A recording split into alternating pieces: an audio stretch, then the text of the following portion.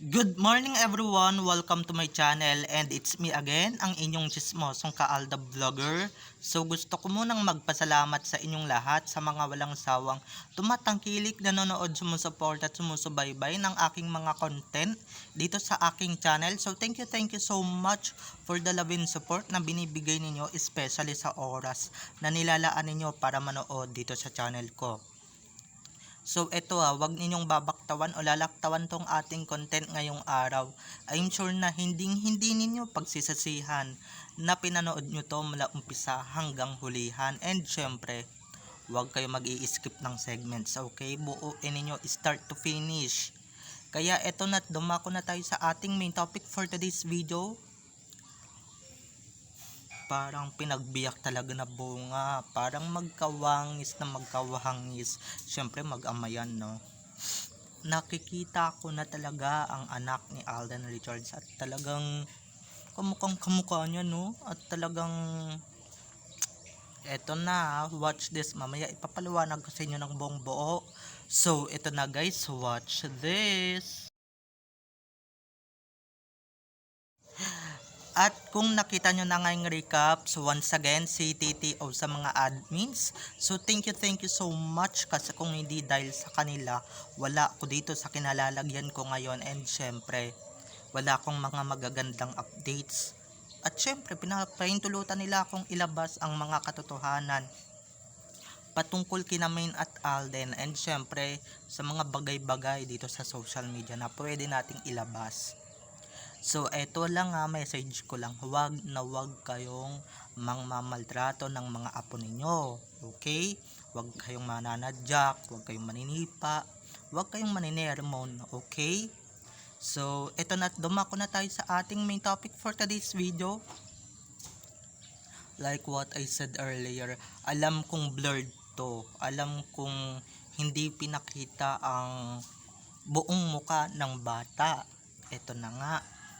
Pero guys, halatang halata naman sa kaputian at sa kakinisan ng batang ito na talagang legit na anak siya ni na Alden Richards at Main Mendoza. Alam nyo ba kung bakit? Kasi guys, yung physical features pa lang ni Alden nung bata kuhang-kuha niya. Malamang sino pa ba yan? Di si Baby Cute, diba? Kuhang-kuha ni Baby Cute ang physical features ng daddy niya or yung hilat siya ng pagmumukha ng daddy niya, no? Gwapong gwapo. And syempre may nakuha din siyang side sa mami niya, 'di ba? Yung kagandahan and syempre yung kabaitan. Medyo may ano nga lang, 'di ba? Medyo yung ugali may ano din, may S, 'di ba? Baka sabihin na naman ng iba dito, nababaliw ako. And syempre na nag-i-imagine na naman akong may anak si Alden at si Main. Ito nga kitang-kita ninyo naman kahit na malabo yung picture, halatang halata naman na talagang si Baby Theo yun or si Theo. 'Di ba? Nahilat siya, kamukhang kamukha, parehong may dimples, parehong gwapo, parehong may alam niyo na, at parehong gustong masolo ang Mimi, okay? Totoo nga pala yung sabi-sabi, no, kung ano yung puno, siya din yung bunga. Ay nako, buti na lang si Main ang napangasawa niya, kung hindi, 'di ba? Pangit yung lahi. Joke lang.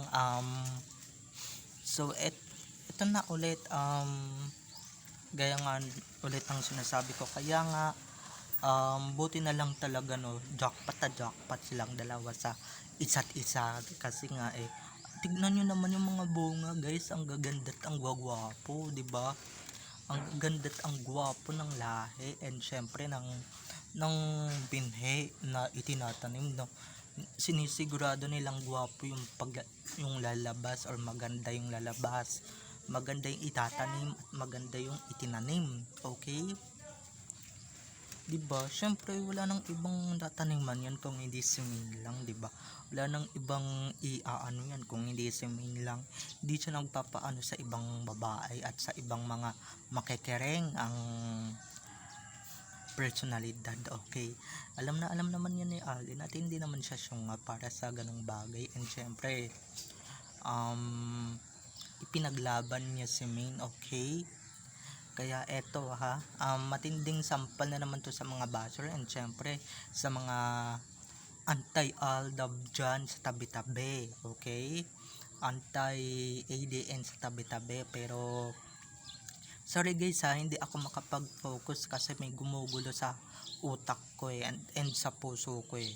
Alam niyo naman ngayon, 'di ba, may taong gigil na gigil sa akin dito. Kaya yan na lang natin siya. Karma ang bahala sa kanya, okay? So, ito na nga, mag-focus na nga tayo sa ating topic, 'di ba? Buti na lang talaga, kaya yung mga iba dyan na nagtatry, wag na kayong mag-try kasi nga wala, pag kayo nakatuluyan ni Tisoy or pagka inaagaw niya si Tisoy at kung sakaling magkaano man kayo, ay naku, pangit ang magiging binhi niyan. Eto hindi ako sa nanlalait at sa nang huhusga, pero talagang pangit talaga yung pagkakayo yung nakatuluyan or pagkakayo. Buti na lang talaga right choice, 'di ba? Kasi guys, kamukhang kamukha din naman ni Maine si Mami Rio, 'di ba? Magka-fest ng magka-fest, kaya kung sino ka-fest ng nanay mo, siya yung makakatuluyan mo or mapapangasawa mo in the near future, 'di ba? 'Di ba may ganun kasabihan guys, and may mga ganun tayong beliefs na 'di ba ganito, ganyan dito. Kaya okay, goods na goods. Tignan nyo naman, pwede na rin mag-artista ang mga yan kung talagang papayagan nila. Pero ito lang masasabi ko, huwag ninyong papayagan kasi nga ang dumi-dumi ng showbiz, Diyos ko Lord. Diba ang daming issues, ang daming kaek-ekan ng mga